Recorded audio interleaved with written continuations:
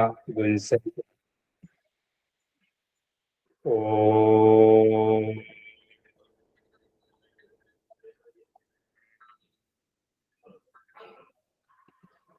ओम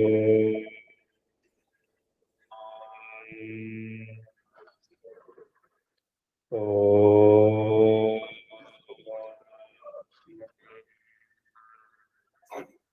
ओम अस्तोरमा सदिगम्य तं सूर्यमा ज्योतिर्गम्य मृत्युर्मामृतं गम्य ओम शांति शांति शांति हरि ओम। दोनों तिलियों को फार्मिंग करें, घर्षण करें।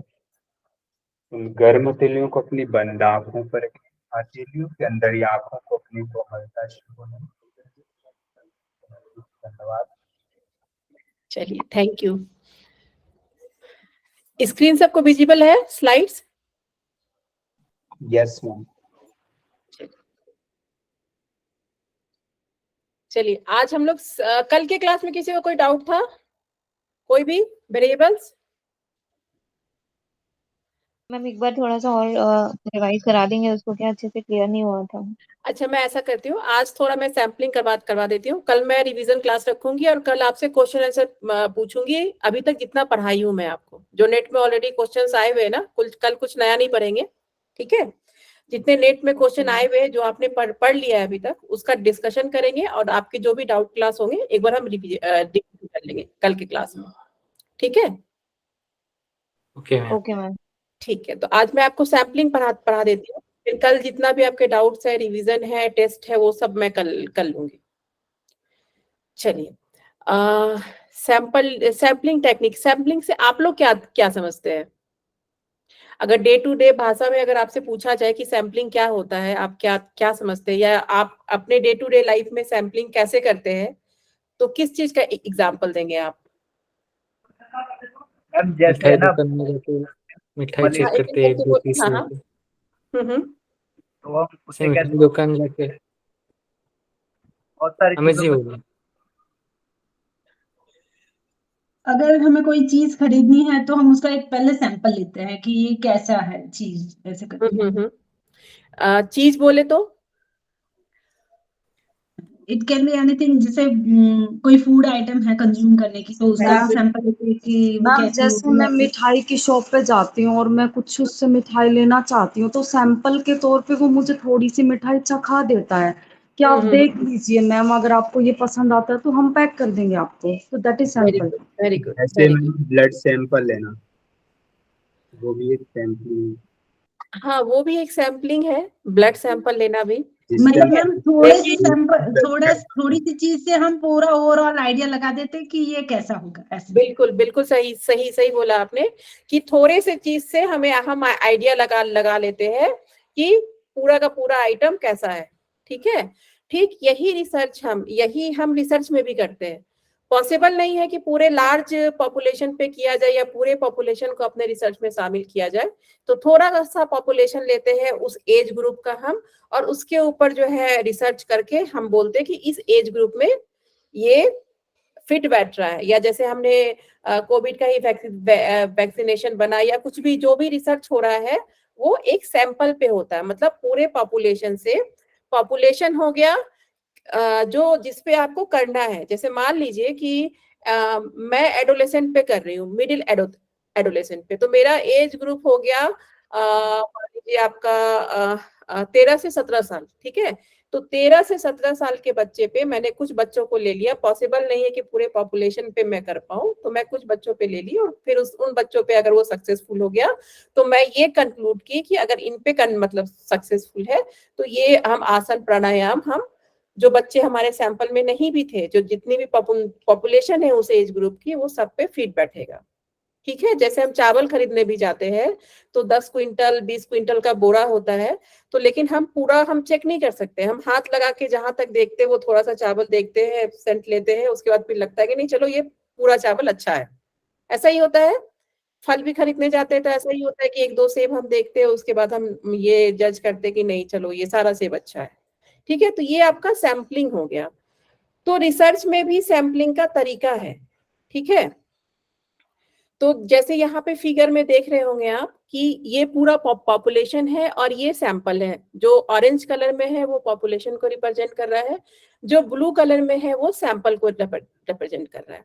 तो अब ये देखिए कि हमने पूरे पॉपुलेशन में से थोड़े पे कर लिया, ये जो थोड़ा है वो सैंपल बोलते हैं।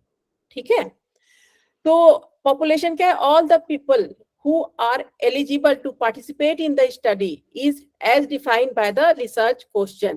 जो भी पॉपुलेशन रिसर्च क्वेश्चन में बताई थी, जैसे किसी को योगा मॉड्यूल ही वैलिडेट कराना है तो उसका रिसर्च क्वेश्चन क्या होगा कि क्या मेरा योगा मॉड्यूल इस डिजीज पे काम करेगा, क्या मेरा योगा मॉड्यूल डायबिटिक पे काम करेगा, ये रिसर्च क्वेश्चन हो गया। तो उस रिसर्च क्वेश्चन के लिए हम एक सर्टेन एज ग्रुप भी लेते हैं कि हमारा एज ग्रुप क्या है। ठीक है, तो एज ग्रुप जो है, उस एज ग्रुप के जितने भी लोग हैं जो एलिजिबल है आपकी स्टडी के लिए, उसको हम पॉपुलेशन बोलते हैं। लेकिन सैंपल क्या है, एक सबसेट है उस पॉपुलेशन का। ठीक है, एक subset, a subset of population that actually participate in the study. मतलब एक ऐसा सेट जिसपे हम स्टडी कर रहे हैं, ये पूरे पे करना पॉसिबल नहीं है, लेकिन एक थोड़ा सैंपल हमने ले लिया और इस सैंपल पे जो है हम अपना स्टडी करते हैं। ठीक है, सैम्पलिंग प्रोसेस को बोलते हैं। जो सैम्पलिंग जो है, अगर वर्ड आता है, पॉपुलेशन समझ गए, सैंपल समझ गए, सैम्पलिंग मतलब होता है जो सैंपल का तरीका होता है, उसको हम सैम्पलिंग बोलते हैं, जो process of selecting sample from population. अब देखिए सैम्पलिंग प्रोसेस कितने टाइप का होता है। जो सैम्पलिंग होता है वो 2 तरह का होता है, एक होता है प्रोबेबिलिटी, एक होता है नॉन प्रोबेबिलिटी सैम्पलिंग।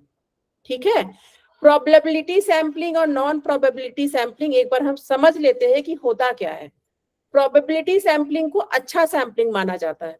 कभी भी आपके नेट क्वेश्चन में आए कि कौन सा बेटर सैम्पलिंग है, नाम दे के पूछा जाए, तो आपको प्रोबेबिलिटी सैम्पलिंग पे ही टिक करना है।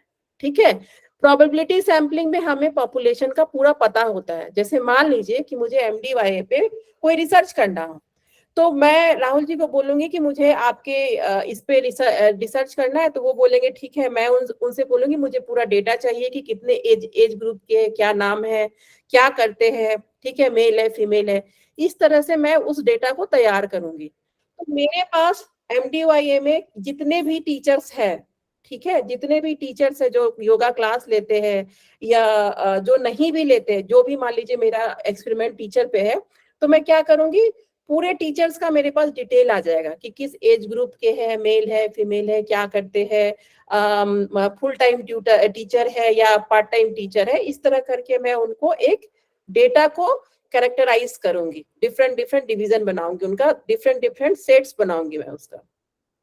तो उस केस में मैं प्रोबेबिलिटी सैम्पलिंग कर सकती हूँ टीचर के ऊपर, क्योंकि मुझे अपने डेटा के बारे में सब कुछ पता है। ठीक है, लेकिन मान लीजिए ये बात मैं बोलूं कि पूरे दिल्ली स्टेट में या एक पार्टिकुलर स्टेट में या पूरे कर्नाटक स्टेट में जितने भी टीचर है, मुझे सब पे सैम्पलिंग, मतलब मुझे सबको सारे टीचर्स का डेटा चाहिए, तो ये पॉसिबल नहीं होता है। जो एक स्टेट का या एक कंट्री का डेटा बहुत कॉन्फिडेंशियल होता है, उसके लिए आप लोगों ने न्यूज में सुना होगा कि एम्स का डेटा चोरी हो गया या इसका डेटा हाई मींस इस तरह की न्यूज आते रहती है। तो डेटा चोरी क्यों होता है? क्योंकि इससे कुछ प्रिडिक्शंस किया जाता है। तो डेटा किसी भी कंट्री के लिए या किसी भी स्टेट के लिए बहुत कॉन्फिडेंशियल होता है। तो उस केस में अगर मैं MDY पे करना चाहूंगी तो मेरे पास सारा सैंपल है, मुझे सब कुछ पता है अपने सैंपल के बारे में, लेकिन किसी एक स्टेट, एक कर्नाटक स्टेट पे ही करना चाहूंगी तो मुझे नहीं पता है कि यहाँ कितने टीचर है और आपको डेटा इकट्ठा करना भी बहुत मुश्किल होगा। ठीक है, आपको मिलेगा ही नहीं डेटा इसका। तो फिर हम क्या करते हैं, हम यहाँ पे नॉन प्रोबेबिलिटी सैम्पलिंग करते हैं, मींस अनुमान के हिसाब से करते हैं। मतलब कुछ अनुमान निकालते हैं, कुछ जस्टिफिकेशन देते हैं, तो उस जस्टिफिकेशन के बेसिस पे हम सैम्पलिंग करते हैं। हमें नहीं पता होता है कि गवर्नमेंट टीचर कितने हैं, प्राइवेट टीचर कितने हैं, योगा टीचर कितने हैं, जो नॉन योगा टीचर है वो कितने हैं, ये हमें नहीं पता होता है नॉन प्रोबेबिलिटी सैम्पलिंग में। मतलब नॉन प्रोबेबिलिटी सैम्पलिंग हम तब करते हैं जब हमें अपने सैंपल के बारे में कुछ पता नहीं होता है, डिटेल हमें नहीं पता होता, डिटेल नहीं मिलता है। ठीक है। जब एक बहुत लार्ज सैम्पलिंग करते हैं तो हमें जनरली अपने सैंपल्स के बारे में डिटेल पता नहीं चल पाता है, क्योंकि डेटा निकालना या डेटा किसी भी स्टेट का या एक कंट्री का बहुत कॉन्फिडेंशियल होता है, तो वो डेटा हमें मिल नहीं पाता है। ठीक है, तो उस केस में रिसर्चर जो है नॉन प्रोबेबिलिटी सैम्पलिंग करते हैं। लेकिन सबसे अच्छा सैम्पलिंग आपका प्रोबेबिलिटी सैम्पलिंग होता है। मेरे कहने का मतलब बस इतना है कि प्रोबेबिलिटी सैम्पलिंग में हमें सब कुछ पता होता है अपने सैंपल के बारे में, हर डिटेल पता होता है। लेकिन नॉन प्रोबेबिलिटी में हम तब जाते हैं जब हमें अपने सैंपल के बारे में नहीं पता होता कि नंबर ऑफ टीचर्स कितने हैं, गवर्नमेंट टीचर कितने हैं, प्राइवेट टीचर। जब हमें एक परफेक्ट आंसर नहीं मिल पाता है इसका, जब कुछ पता नहीं होता है, तो हम नॉन प्रोबेबिलिटी सैम्पलिंग में जाते हैं। ठीक है, तो ये हो गया आपका दो टाइप सैम्पलिंग का, प्रोबेबिलिटी और नॉन प्रोबेबिलिटी सैम्पलिंग। ठीक है, अब देखिए पॉपुलेशन क्या है, एक बार बता दीजिए। प्रोबेबिलिटी सैम्पलिंग मींस जैसे मान लीजिए कि मुझे मैं टीचर पे मैं पॉपुलेशन एंड सैंपल लिखा है ना आपने।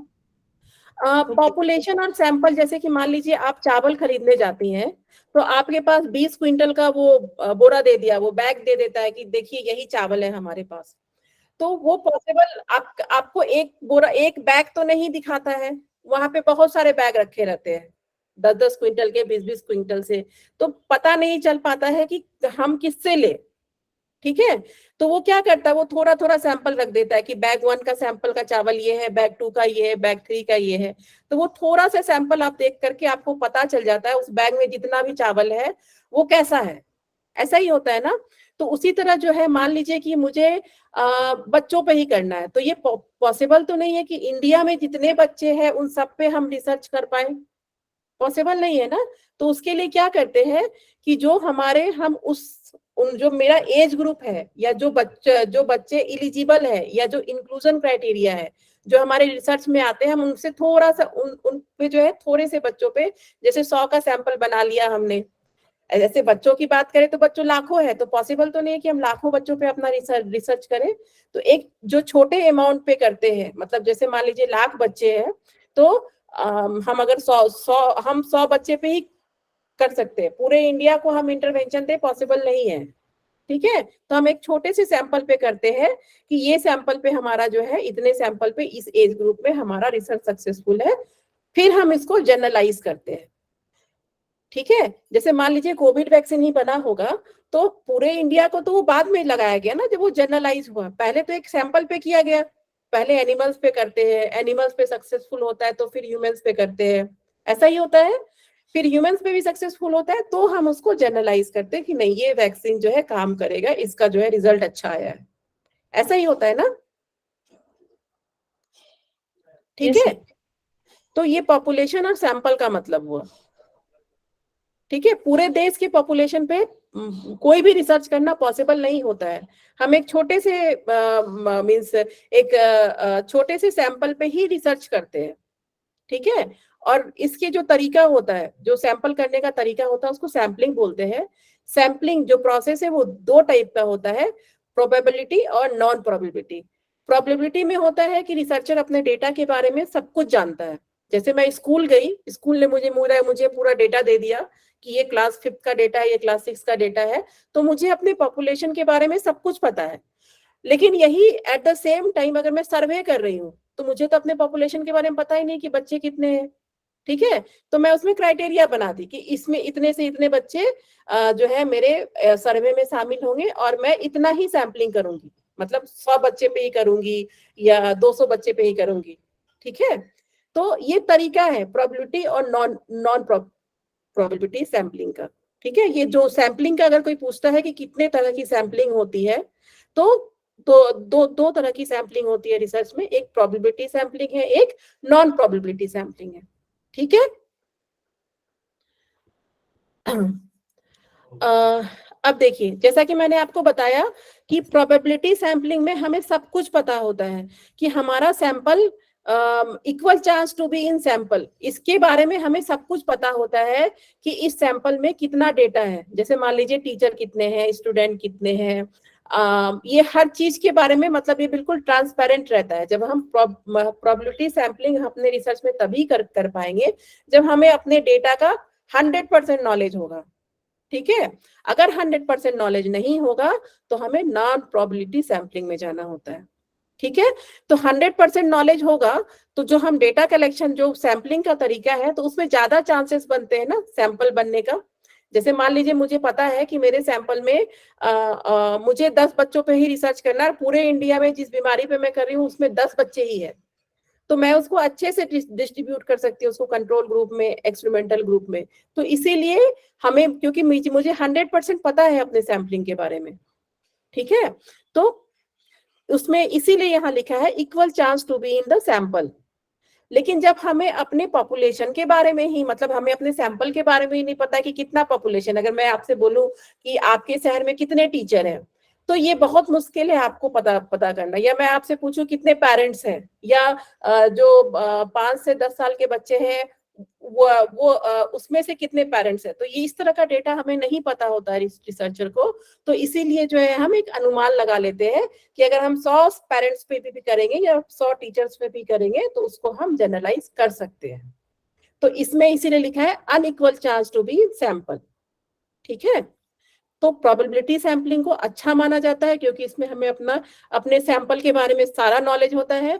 और नॉन प्रोबेबिलिटी सैंपलिंग को अच्छा इसलिए नहीं मानते हैं क्योंकि इसमें हमें जो है एक अनुमान लगा के काम करते हैं।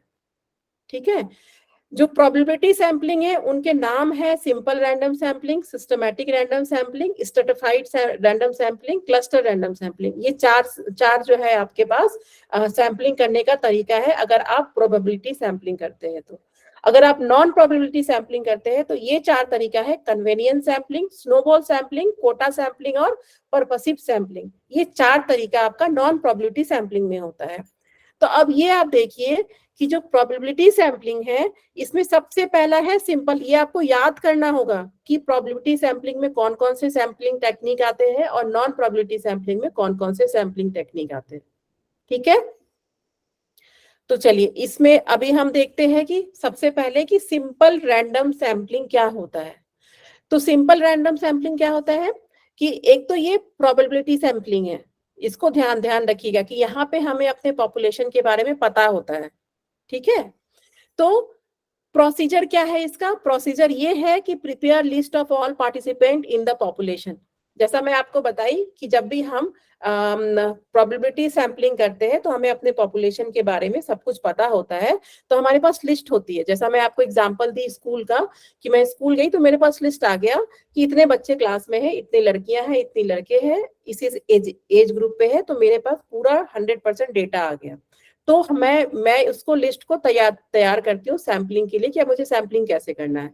तो सबसे पहला प्रोसीजर ये होता है कि आपको सारे पार्टिसिपेंट का लिस्ट बनाना होता है, जो भी आपका सैंपलिंग, जो भी आपके सैंपल है।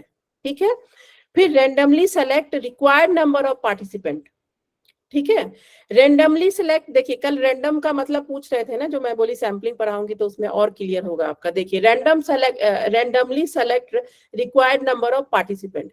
अब जैसे एग्जांपल दिया है कि in a village population 10,000 a researcher decide a randomly survey 300 people to find prevalence of hypertension। ठीक है, तो हमने क्या किया कि एक गांव में गए, गांव में जो है 10,000 लोग थे और जो रिसर्चर था उसको सर्वे करना था। देखिए जो सैंपल साइज होता है ना, जैसे 10,000 लोग हैं तो हम अगर 300 पे ही, ये एक सॉफ्टवेयर होता है, ठीक है, जिससे हम अपना पता करते हैं कि हम कितने लोगों पे सैंपलिंग करेंगे, तो जो हम उसको जनरलाइज कर पाए। 30 लोगों पे कर सकते हैं या 50, जैसे सैंपल चुनने का तरीका। जी पावर सॉफ्टवेयर आता है, या बहुत सारे जो है, आप अगर गूगल भी करेंगे कि how to calculate sample size, तो उसमें आपसे कुछ क्वेश्चन पूछते हैं और फिर आपको बता देते हैं कि आपका सैंपल साइज क्या होना चाहिए। ठीक है, सैंपल साइज कैलकुलेटर भी बहुत सारे गूगल पे मिलेंगे आपको। ठीक है, तो इसमें क्या है कि एक गांव में 10,000 का पॉपुलेशन है और उसमें कह रहे हैं कि उनको, जो रिसर्चर है उसको सर्वे करना है। कितने लोगों पे करना है? 300 लोगों पे। तो 10,000 के लिस्ट में हमने 300 लोगों को रेंडमली जो है सेलेक्ट कर लिया। रेंडमली सेलेक्ट करने का मतलब कि जैसे आपने प्रेयर कराया तो आज मैं बोली कि ठीक है आज प्रियंका जी कराएंगे प्रेयर, आज जो है ओम प्रकाश जी कराएंगे प्रेयर, तो रेंडमली मैं चुनी ना। मैं किसी को भी, जो भी मुझे स्क्रीन में दिखा या जो सबसे पहले मैं जिनको देखी, मैं रेंडमली बोल दी, मैं कोई प्रिपरेशन नहीं की हूँ, रैंडमली मैंने कह दिया कि आज आप प्रेयर करा दीजिए, आज आप प्रेयर करवा दीजिए। तो जब हम इसमें सिंपल रैंडम टेक्निक है, मतलब हम कोई तरीका नहीं लगा रहे, बस मुझे जो रिसर्चर को दिखा, ठीक है, हम कोई सबसेट नहीं बना रहे, कुछ नहीं बना रहे, बस 300 लोगों में से वो 10,000 लोगों में 300 लोगों में मैंने सोच लिया कि चलो जो जो ऑड नंबर होगा उसको लेते हैं, फिर जो जो ऑड नंबर होगा जो 5 से डिवाइड होगा फिर उसको लेते हैं। मतलब इस तरह कर से मैं ऐसा एक दिमाग में सोच के 10,000 में से 300 लोगों का एक चार्ट बना ली और उनसे जो है सर्वे कलेक्ट कर ली रेंडमली। मतलब किसी को भी बोल देना। सिंपल रैंडम का मतलब होता है किसी को भी जो है, किसी को भी मैं बोल दी कि चलिए आज आप प्रेयर कराइए, ठीक है, तो उसको बोलते हैं रैंडम सिंपल रैंडम सैम्पलिंग। मतलब सिंपली मैंने किसी को भी चूज कर लिया और जो है मैं बोली कि आप करवाइए प्रेयर आज, ठीक है, तो इसको बोलते हैं सिंपल रैंडम सैम्पलिंग। अब देखिए वो था सिंपल, देखिए यहाँ पे है सिंपल रैंडम सैम्पलिंग, यहाँ पे सिस्टमैटिक, यहाँ सिंपल नहीं हो रहा है, एक सिस्टम से होगा। रैंडम सैम्पलिंग यहाँ पे भी है लेकिन हम एक सिस्टम बना के सैम्पलिंग करेंगे। तो पहले प्रोसीजर क्या है कि पहला प्रोसीजर वही है कि select participant randomly from the population list, fix the sampling interval and select people from the fixed interval. अब क्या है कि a researcher select third person randomly from the population list as a first member and further select every 7th person for the study. Here 7th is the sampling interval, ठीक है। तो अब क्या है, वहां सिंपल रैंडम सैम्पलिंग था, किसी को भी मैं देखी और आपको बोल दी कि जो है आप प्रेयर करवा दीजिए। अब क्या है, मान लीजिए मेरे स्क्रीन पे 100 लोग दिख रहे हैं, आप लोग 100 है कंप्लीट, ठीक है, 100 लोग क्लास में है। तो अब मैं क्या करूंगी, सिस्टमैटिकली आपको बोलूंगी कि आपको प्रेयर कराना है। मान लीजिए मेरे स्क्रीन पे 100 लोग दिख रहे हैं, तो 100 में मैं क्या करूंगी, मैं ग्रुप बना दूंगी, ठीक है, 5-5 का ग्रुप बना दूंगी, या नहीं तो फिर मैं बोलूंगी कि जो है एक सिस्टम से चलेंगे। वो सिस्टम कैसा भी हो सकता है, ठीक है, वो सिस्टम हो सकता है कि जितने भी लोग मेरे स्क्रीन पे दिख रहे हैं तो उसमें से हर 5वां आदमी, मतलब जो मुझे जिसपे 5 नंबर आएगा, ठीक है, वही कराएगा आज प्रेयर, ठीक है। तो मैं यहाँ पे रेंडमली किसी को नहीं बोली, एक सिस्टमैटिक तरीके से बोल रही हूँ। या जो भी ऑड नंबर है मेरे स्क्रीन पे, जिनका भी फोटो आ रहा है, नाम आ रहा है ऑड नंबर में या इवन नंबर में, ठीक है, वो आज करवाएंगे प्रेयर। आज मैंने 5 को लिया, फिर मैं 7 को ली, फिर मैं 9, फिर मैं 11, मतलब इस तरह करके जो है मैं ऑड नंबर वाइज जो है सैंपल अपना कलेक्ट कर रही हूँ। मतलब टोटल 100 लोग हैं, 100 लोगों में से जो है मैं एक सिस्टम बना ली, इसीलिए इसको सिस्टमैटिक बोलते हैं, ठीक है। Systematic random sampling means randomly लेकिन एक सिस्टमैटिक तरीके से, ठीक है, एक सिस्टम बना ली कि एक आप लोग का एक, नहीं तो मैं एक ग्रुप ही बनाती कि 5-5 लोगों में से एक लोग को मैं रेंडमली सेलेक्ट कर लूंगी अपने सैंपल में, ठीक है। तो यहाँ पे एक आता है सिस्टमैटिक, मतलब ग्रुप वाइज करके, मतलब एक तरीका, एक सिस्टम लगा के आप जो है सैंपल लेंगे। तो जैसे मान लीजिए आप लोग 100 लोग हैं टोटल और मुझे 100 में से 25 लोग ही चाहिए, ठीक है, मेरा जो सैंपल साइज होगा वो 25 होगा और आप लोग टोटल 100 है यहाँ पे, ठीक है। तो 100 में मैं 25 कैसे लूंगी, एक सिस्टम बना दूंगी कि जिसके ऊपर और इवन नंबर आएगा वो मेरे सैंपल में आ जाएंगे। तो एक इवन नंबर बनाने का एक सिस्टमैटिक कॉन्सेप्ट में लगाई ना वहां पे, ठीक है, तो इसको सिस्टमैटिक रैंडम सैम्पलिंग बोलते हैं। ये दोनों में कोई कंफ्यूजन तो नहीं है किसी को, सिस्टमैटिक और सिंपल में? No ma'am ma'am. दिल्ली का जैसे जो ट्रैफिक है उसमें एक बार ऐसा था कि ऑड और इवन वाली गाड़ियां हाँ एक टाइम बिल्कुल वो सिस्टम है, हाँ वो एक सिस्टम हो गया कि जो ऑड नंबर का गाड़ी है वो आज के दिन जाएगा और जो इवन नंबर का गाड़ी है उनका डेज बना दिया गया था ताकि लोग कार पूल करना सीखे, ठीक है। तो ये तरीका है, एक मतलब एक सिस्टम बना दिया गया। तो एक सिस्टम से हम जब चलते हैं तो किसी को कोई दिक्कत नहीं होती है। और रेंडमली क्या होता है कि सिंपल में क्या होता है कि सिंपल में मैं किसी को भी, मैं जो मुझे स्क्रीन पे 4 लोग दिखे तो मैं उसमें से करा दी। जैसे 80 लोग होते, 80 होते, कभी 70 होते आपके क्लास में, तो मैं क्या करती हूँ, मैं किसी को भी जो है मतलब जो भी जो मुझे दिखते हैं सबसे पहले या मुझे लगता है कि आज कराएंगे प्रेयर, तो मैं रेंडमली सिंपल रैंडम सैम्पलिंग वहाँ इस्तेमाल करती हूँ। किसी को भी बोल देती हूँ चलिए आज आप करवा दीजिए प्रेयर, ठीक है। अब लेकिन मेरी स्क्रीन पे मान लीजिए 80 लोग दिख रहे हैं, 80 में मैं बोली कि मैं 25 क्लासेस लूंगी, तो मैं रोज जो जिसपे भी इवन नंबर आएगा मैं उनसे करवाऊंगी सैम्पलिंग, मतलब उनसे कराऊंगी प्रेयर। तो वो क्या हो गया, एक सिस्टम बना दी मैं। ठीक है, ठीक है। तो इसको जो है सिंपल रैंडम सैम्पलिंग और सिस्टमैटिक। सिंपल में क्या होता है कि हम 10,000 के पॉपुलेशन में से 3 से लोगों को निकालना है, तो किसी को भी जो है हम हाथ रखे या कोई भी जो है मतलब किसी भी तरीके से जो है हम अपने रिसर्च में ले लिए। लेकिन अगर हमको 10,000 लोगों में से 300 लोगों को निकालना है तो हम एक सिस्टम लगा दिए। ठीक है, जैसे यहाँ पे भी देखिए सिस्टम लगा हुआ है कि first member, third person from the population list as the first member and further select every 7 person for the study. Here 7th is a sampling interval, मतलब हर 7वां आदमी जिसपे भी जो है 1 2 3 4 5 6 7, तो आज वो कराएगा प्रेयर। फिर जो है 1 2 3 4 5, फिर उसके बाद में काउंट, तो जो मतलब 7 का यहाँ पे इंटरवल हो रहा है। ठीक है, तो एक सिस्टम हो रहा है। तो जब भी आप एक सिस्टम बना के अपने सैम्पलिंग करते हैं तो उसको सिस्टमैटिक रैंडम सैम्पलिंग बोलते हैं। ठीक है, अब देखिए स्ट्रैटिफाइड रैंडम सैम्पलिंग क्या होता है। जैसे कि आप चलिए मैं पहले पढ़ देती हूँ कि ये है क्या। सिंपल रैंडम सैम्पलिंग हो गया, सिस्टमैटिक हो गया। अब स्ट्रैटिफाइड क्या होता है। स्ट्रैटिफाइड स्ट्राटा वर्ड से बना है। ठीक है, और स्ट्राटा का मतलब होता है ग्रुप बनाना। ठीक है, जो हम अपने सैंपल में भी, एक तो पॉपुलेशन से सैंपल ले रहे हैं और सैंपल में भी हम ग्रुप बना रहे हैं। ठीक है, स्ट्राटा बना रहे हैं, मतलब स्ट्राटा को आप ग्रुप समझ सकते हैं। स्ट्राटा वर्ड का मतलब होता है group, group of similar samples. ठीक है, तो अब देखिए स्ट्राटा हम जैसे कि मैं एक बार पढ़ देती हूँ आपको कि स्ट्रैटिफाइड रैंडम सैम्पलिंग क्या है। प्रोसीजर वही है कि when certain population characteristic are already known, subgroups are created to represent those population characteristic in the sample. Those subgroups of similar characteristic are called as strata. Participants in the sample are selected to represent the population in the similar population. Similar proportion. तो ये आपका procedure है stratified random sampling करने का। इसमें क्या होता है, हम ग्रुप बनाते हैं। जैसे मान लीजिए मेरा कोई एक्सपेरिमेंट है। ठीक है, मेरा एक्सपेरिमेंट है कि किस ग्रुप के बच्चे ज्यादा मोबाइल यूज करते हैं। अगर मान लीजिए कि मुझे इस पे करना हो, तो अब किस ग्रुप के बच्चे ज्यादा करते हैं, तो सबसे पहले तो हम एज वाइज ग्रुप बनाएंगे। जैसे कि मान लीजिए कि 5 से जो है 8 साल के बच्चे का एक ग्रुप बना दी, 8 से लेकर के जो है 10 साल के बच्चे का एक ग्रुप बना दी, 10 से लेकर के 12 साल के, मतलब 8 साल से लेकर 12 साल तक के बच्चे मेरे स्टडी में अलाउ है, और मैं उनका एक छोटा छोटा ग्रुप बना दी, ये देखने के लिए कि कौन सा एज ग्रुप ज्यादा मोबाइल यूज करता है।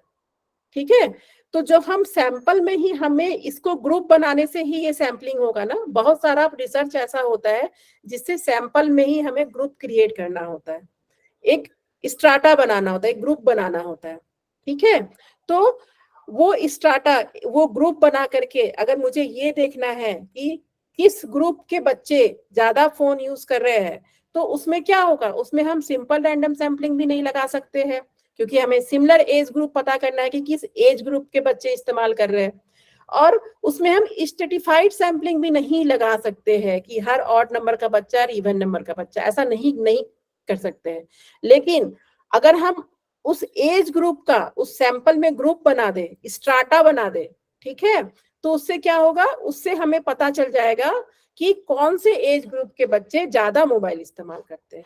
तो कुछ रिसर्च ऐसे होते हैं कि जिसमें स्ट्रैटिफाइड रैंडम सैम्पलिंग करना होता है, जिसमें सैंपल में ही हमें एज ग्रुप बनाना पड़ता है। ठीक है, तो स्ट्राटा का मतलब होता है ग्रुप बनाना, एक ग्रुप का। एक तो सैंपल हम बना, एक सैंपल तो हम जो है ये कर ही रहे हैं, ले ही रहे हैं, लेकिन एक सैंपल का जो है उससे भी हम एक छोटा ग्रुप बना रहे हैं, सैंपल में भी हम एक छोटा ग्रुप बना रहे हैं, तो वो होता है स्ट्रैटिफाइड रैंडम सैम्पलिंग। ठीक है, तो इसको हम लोग बोलते हैं स्ट्राटा या ग्रुप वाइज सैम्पलिंग करना। ठीक है। एग्जाम्पल्स जैसे मैं आपको बताई कि अगर मुझे देखना है कि ये वाला एग्जाम्पल आपके लिए ज्यादा अच्छा है कि सिमिलर एज ग्रुप में कौन सा एज ग्रुप ज्यादा मोबाइल इस्तेमाल करता है, तो उसके लिए हमें एक ग्रुप बना करके ही, एक स्ट्राटा बना करके ही बच्चों के ऊपर देखना होगा। तो इसमें जैसे लिखा है, एग्जाम्पल इसमें दिया हुआ है कि men are 3 times more prone to colour blindness than women. ठीक है। So in a sample of 100 color blind people, a researcher selects 75 men and 25 women to represent the proportion of 3:1 in the population. ये आपको ये भी इससे भी आप समझ सकते हैं कि ये कलर ब्लाइंडनेस के ऊपर दिया गया है। ठीक है। तो जब आप अपने ही सैंपल में ग्रुप बनाते हैं, स्ट्राटा बनाते हैं, तो उसको स्ट्रेटिफाइड रैंडम सैंपलिंग बोला जाता है। बस इतना समझिए आप। ठीक है। अपने ही सैंपल की जब एज वाइज हमें ग्रुप बनाना पड़े तो उसको हम स्ट्रेटिफाइड रैंडम सैंपलिंग बोलते हैं। ठीक है।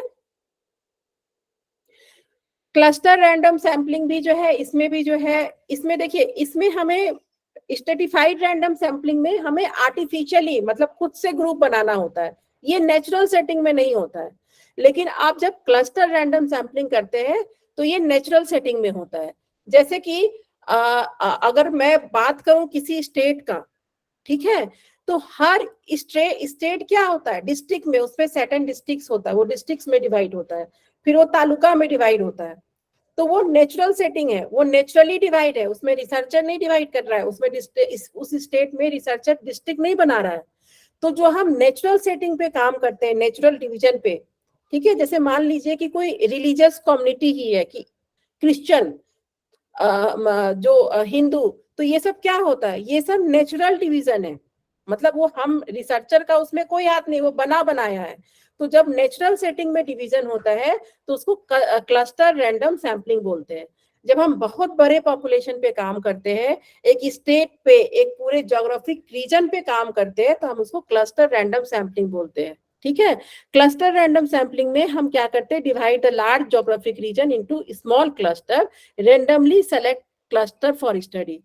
For example, in a state-wide survey, the whole state is divided into various districts. Required number of clusters are randomly chosen for study. कि मुझे लगता है कि जितना भी कर्नाटक स्टेट में, अगर मान लीजिए कि 5 डिस्ट्रिक्ट है, ठीक है, तो अगर एक डिस्ट्रिक्ट पे हम रिसर्च सैंपल ले रहे हैं तो वो नेचुरली, मतलब उसमें रिसर्चर कहीं से भी कोई काम नहीं कर, मतलब उसका काम नहीं है। जैसे स्ट्रेटिफाइड सैंपलिंग में रिसर्चर बना रहा था इस एज ग्रुप का, मतलब जो ग्रुप बन रहा था वो रिसर्चर के हिसाब से बन रहा था। लेकिन क्लस्टर रैंडम सैंपलिंग हम जब भी करते हैं तो एक बहुत बड़े पॉपुलेशन पे करते हैं, एक बहुत बड़े सैंपल पे करते हैं, और इसमें नेचुरली डिवीजन होता है, मतलब खुद बनाया डिवीजन होता है, इसमें रिसर्चर डिवीजन नहीं बनाता है। तो जो नेचुरली डिवीजन बना हुआ है उसको हम, और उस डिवीजन पे जब हम उस बड़े डिवीजन पे जब हम काम करते हैं तो उसको क्लस्टर रैंडम सैंपलिंग बोलते हैं। ठीक है। तो ये आपका जो है 4 तरह का सैंपलिंग था इसमें, प्रोबेबिलिटी सैंपलिंग में। Simple random sampling, systematic random sampling, stratified random sampling और क्लस्टर रैंडम सैंपलिंग। आज हम सिर्फ प्रोबेबिलिटी रैंडम सैंपलिंग पढ़ रहे हैं। ठीक है। ये जो है हम कल के क्लास में कंप्लीट करेंगे, यानी तो मंडे को करेंगे, जैसा भी देखेंगे। ठीक है। तो आप पहले इस टेक्निक को समझिए कि किस टेक्निक में हम क्या कर रहे हैं। सिंपल रैंडम सैंपलिंग में क्या हो रहा है, सिस्टमैटिक रैंडम सैंपलिंग में क्या हो रहा है, स्ट्रेटिफाइड रैंडम सैंपलिंग में क्या हो रहा है, और क्लस्टर रैंडम सैंपलिंग में क्या हो रहा है। ठीक है। तो ये आपके 4 सैंपलिंग के तरीके हैं जिसमें equal chance to be in sample. तो कभी भी जो अच्छा सैंपल होता है वो प्रोबेबिलिटी सैंपलिंग को ही हम अच्छा सैंपलिंग मानते हैं। जब भी क्वेश्चन आए अच्छे सैंपलिंग का या कुछ ये सारे नाम दिए हो तो हमेशा यही ऑप्शंस में आएंगे आपके। ठीक है। तो आपको बस पता होना चाहिए कि आपके रिसर्च के हिसाब से कौन सा सैंपलिंग अच्छा है। अगर आप जिस चीज पे रिसर्च कर रहे हैं आपके पास उसका पूरा डेटा है, 100% डेटा है, तभी आप इस सैंपलिंग में जा सकते हैं। अगर आपके पास 100% डेटा नहीं है उसका, तो फिर आपको इस वाले सैंपलिंग में जाना होगा। ठीक है। तो आज हम इतना ही पढ़ते हैं और यहीं पे क्लास भी ओवर करते हैं। तो अगर किसी को अभी डाउट है तो आप पूछ सकते हैं। अगर किसी की भी कोई डाउट है प्रोबेबिलिटी सैम्पलिंग के रिगार्डिंग तो आप पूछ सकते हैं। सिंपल है, सिस्टमैटिक है, स्ट्रेटिफाइड है, क्लस्टर, ये 4 सैम्पलिंग जानना है आपको। मैम एक बार क्लस्टर का बता दें। क्लस्टर में क्या होता है ना, जो नेचुरल, जैसे मान लीजिए कि MDY का ग्रुप है, ठीक है, तो एक नेचुरल डिवीजन है ना। नेचुरल डिवीजन कहने का मतलब कितने मेल है कितने फीमेल है, ठीक है, जो नेचुरल सेटिंग में डिवीजन होता है। या यहाँ पे कितने हिंदू है और कितने मुस्लिम है, ये डिवीजन क्या है, नेचुरल है, मैं नहीं बना रही हूँ, ठीक है, ये नेचुरली बना हुआ डिवीजन है, ठीक है, वो नेचर के हिसाब से ये डिवीजन बना हुआ, मेरा उसमें रिसर्चर का कोई काम नहीं है इसको बनाने में। या मान लीजिए कोई स्टेट है, उसमें डिस्ट्रिक्ट बने हुए हैं, उसमें तालुका बने हुए हैं, उसमें मतलब ऐसे ही जाता है ना हमारा छोटा छोटा छोटा छोटा छोटा हो करके। तो जो नेचुरल सेटिंग में जो डिवीजन है ना, उसमें हम क्लस्टर रैंडम सैम्पलिंग, उसको क्लस्टर रैंडम, इसमें भी ग्रुप ही है। जैसे मान लीजिए स्ट्रेटिफाइड में तो मैं खुद से बना रही हूँ ना, रिसर्चर खुद से एज वाइज अपना बना रहा है, लेकिन यहाँ खुद से नहीं है, ये नेचुरल सेटिंग में बना हुआ है, मतलब पहले से बना हुआ है, उसमें हमारा कोई हाथ नहीं है बनाने में, ठीक है। जैसे कितने कितने क्रिश्चियन है इस ग्रुप में, तो मैं थोड़ी ना बोलूंगी तुम क्रिश्चियन बन जाओ, तुम क्रिश्चियन, इसमें तो ऑलरेडी जो क्रिश्चियन होंगे वो नेचुरली जो है डिवाइड हो जाएंगे ना। जो नेचुरली डिवीजन जो खुद से हो जाते हैं, मतलब जो ऑलरेडी बना हुआ है जो डिवीजन, जैसे आपका पूरे इंडिया का आप देखिए तो 28 स्टेट्स है, तो 28 स्टेट्स में आपके कितने सारे उसमें डिस्ट्रिक्ट होंगे, तो वो सब नेचुरली बना हुआ है, वो हम नहीं बना रहे हैं। तो जब बहुत बड़ा सैम्पलिंग करना होता है, जब हमारा सैंपल साइज बहुत बड़ा होता है, तब हम क्लस्टर रैंडम सैम्पलिंग में जाते हैं। जब बहुत लार्ज पॉपुलेशन पे हमें करना होता है, तब हम इस सैम्पलिंग पे जाते हैं, क्लस्टर रैंडम सैम्पलिंग में, ठीक है। मैम जो जियोग्राफिकल जो सैम्पलिंग होती है उसमें यही यूज होता होगा। हाँ, अगर आप प्रोबेबिलिटी सैम्पलिंग कर रहे हैं, आपके पास पूरा डेटा है, तो ये क्लस्टर रैंडम सैम्पलिंग ही होता है, ठीक है। मैम क्वेश्चन कैसे आते हैं, मतलब ये सैम्पलिंग मैं को कल लेकर? करवाऊंगी, इसलिए मैंने कहा आपसे कि कल के क्लास में हम क्वेश्चन डिस्कस करेंगे। अभी तक जितनी भी पढ़ाई हो चुकी है, मेरे पास क्वेश्चंस है, मैं वो क्वेश्चंस आपसे ही पूछूंगी, आपको ही आंसर देना है। और अभी तक जितना पढ़ाई हो चुका है वो देख के आइएगा, और मैं कुछ क्वेश्चंस आपको होमवर्क भी दूंगी, क्योंकि कल लास्ट क्लास होगा, फिर सैटरडे संडे की छुट्टी होगी, तो सैटरडे संडे के लिए मैं होमवर्क दे दूंगी आपको। मैम एक बार स्लाइड फिर ये चारों की दिखा दीजिए ना प्लीज मैम। हाँ हाँ, देख लीजिए, ये सिंपल रैंडम सैम्पलिंग का हो गया। चेंज करूं? Yes ma'am, yes ma'am. ये आपका सिस्टमैटिक रैंडम सैम्पलिंग हो गया। जी मैम। ये आपका स्ट्रेटिफाइड रैंडम सैम्पलिंग हो गया। Yes ma'am. और ये आपका क्लस्टर रैंडम सैम्पलिंग हो गया, ठीक है। Thank you so much ma'am. ठीक है, तो आप ये अभी तक जितना भी पढ़ाया गया है आपको, वेरिएबल्स हो गया, सिस्टमैटिक रिसर्च हो गया, साइंटिफिक रिसर्च हो गया, वो थोड़ा पढ़ लीजिएगा। उसके बाद मैं कल टेस्ट ले लूंगी, कुछ होमवर्क दे दूंगी, फिर हम मंडे क्लास करेंगे, ठीक है। चलिए, तो आज हम क्लास यहीं ओवर करते हैं।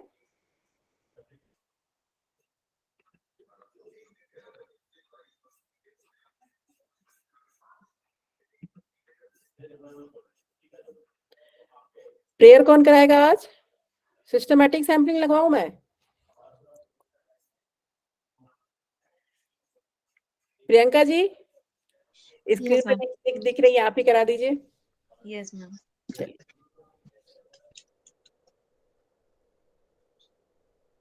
किसी भी ध्यानात्मक आसन में बैठ जाएं, हाथों में ज्ञान मुद्रा, 3 बार प्रणव उच्चारण करेंगे। तत्पश्चात सर्वे भवन्तु।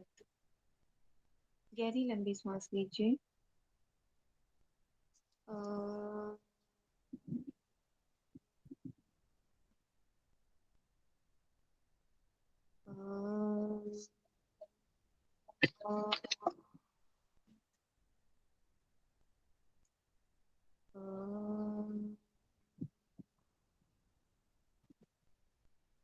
सर्वे भवन्तु सुखिनः, सर्वे सन्तु निरामयाः, सर्वे भद्राणि पश्यन्तु, मा कश्चित् दुःखभाग् भवेत्। ॐ शान्ति शान्ति शान्तिः। दोनों हथेलियों का आपस में घर्षण करें और प्रसन्नता और आनंद के साथ उसे अपने नेत्रों पर लगाएं। धन्यवाद। हरिओम मैम। हरिओम सभी को। थैंक यू प्रियंका जी, बहुत अच्छा कराया आपने। ठीक है, चलिए अब मेरा भी प्रेजेंटेशन शुरू हो गया है, तो मैं कल आपको क्लास कराती हूँ फिर। चलिए, धन्यवाद ma'am. Okay ma'am. Ma'am recording on है।